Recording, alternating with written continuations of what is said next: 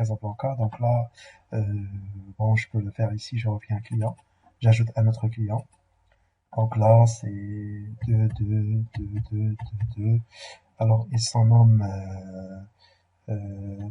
Abbasi. Hein. Donc, ça m'intéresse ici la ville. Donc là, je mets la ville, c'est Mohamedia. D'accord.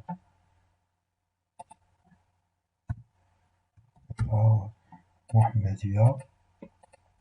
Alors, ah oui, il est déjà ici, mais c'était masqué. C'est pas grave. Donc là, voilà. Voilà. Alors, je peux mettre ici 25 boulevard les phares, par exemple. Je dis n'importe quoi. Le téléphone, alors maintenant c'est 0, ouais, c'est 02, on va dire. Donc c'est pas, j'ai pas bien saisi ici. Donc c'est 02, 23, 22, 45. Voilà.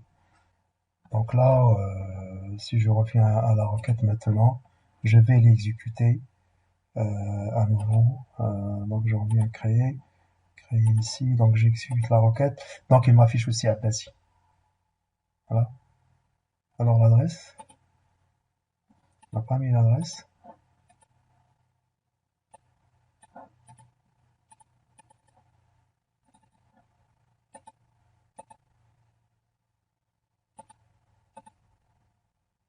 Ah, elle a déjà, elle a fait l'adresse. Alors voilà, donc ce sont des clients qui commencent par A. Et maintenant, moi, je veux seulement ceux qui habitent à Casablanca. Donc là, je reviens et là, j'applique. Donc si je veux, par exemple, un Mohamedia, si vous voulez, parce qu'il s'agit bien d'un seul client, c'est Abbasi. Donc là, j'exécute. Il va me donner seulement Abbasi. D'accord? Que je l'avais saisi moi-même tout à l'heure. Et maintenant, moi, je vais mettre Casablanca. Voilà, Casablanca. Donc là, je vais exécuter. Ça va me donner les deux Adami et Al. Donc ce sont les deux clients de Casablanca. D'accord? Donc là, on va enregistrer la requête avec. Alors ici, moi, avant ça, vous m'avez pas dit le code SQL. Le code SQL, ça va être select, client ID client, client nom, nom, client adresse, client ville, client téléphone, from client, where, hein, client point nom, hein, like, A étoile, and client point ville égale Casablanca. Voilà, c'est ça, la requête.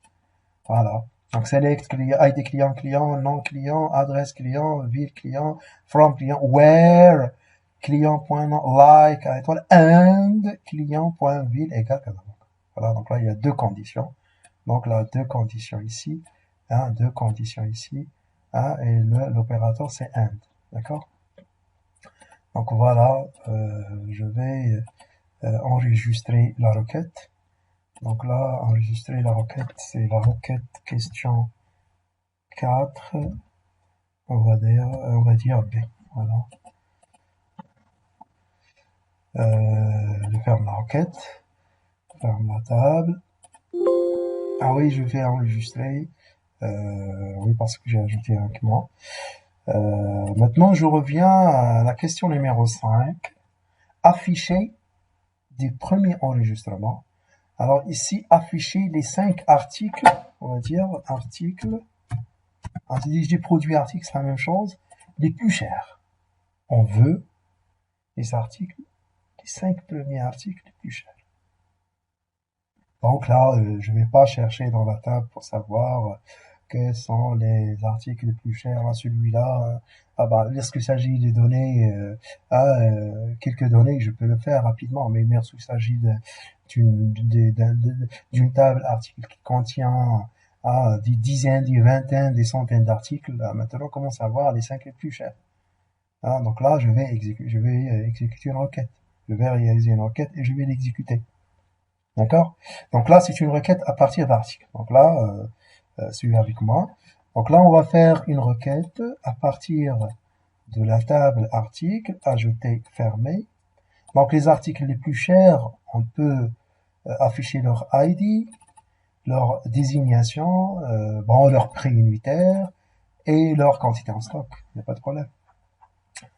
Donc là, donc normalement, qu'est-ce que je vais faire? C'est quoi le principe? Le principe ici, il faut mettre un tri. Il faut trier les données. Suivant quoi? Suivant le prix unitaire. Donc là, vous avez ici un tri.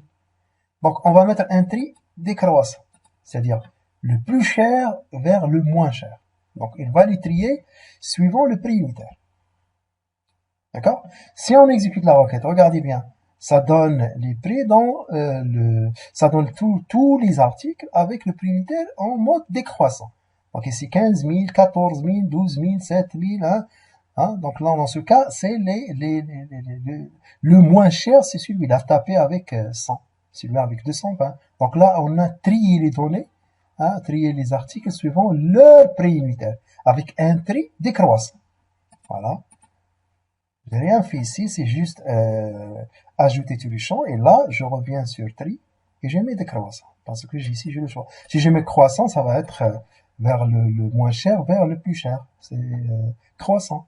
Et moi, je vais mettre décroissant ici. Alors maintenant, moi, je ne veux pas afficher tous les produits. Je veux afficher seulement les 5 les plus chers. D'accord?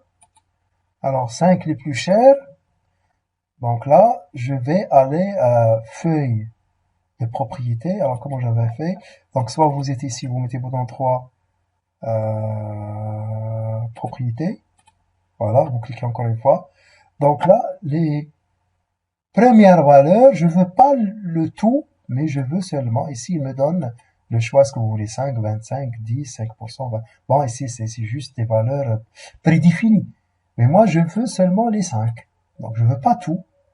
Tu m'as trié les données, mais tu m'affiches pas tous les articles. Tu m'affiches seulement les 5 premiers articles. Donc là, je ferme ici, après avoir ici mis 5. Donc, je ferme, j'exécute la requête, il me donne seulement les 5 premiers. Donc, le premier, le plus cher, le deuxième, le suivant, le troisième, le quatrième et le cinquième. D'accord? Donc là, je reviens à la requête encore une fois. Donc, une requête à partir d'articles, j'ajoute tous les champs. Je devrais mettre un tri décroissant sur prix unitaire.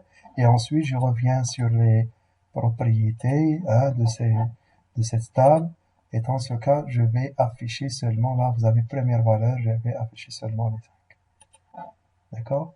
J'exécute la requête, ça me donne donc les 5 produits les plus chers. Donc là, je vais enregistrer la requête avec la requête question 5. Voilà. Donc, j'ai terminé cette première, on va dire, réalisation de ce TP numéro 3. Donc, on se retrouve dans la suite, Inch'Allah. À très bientôt.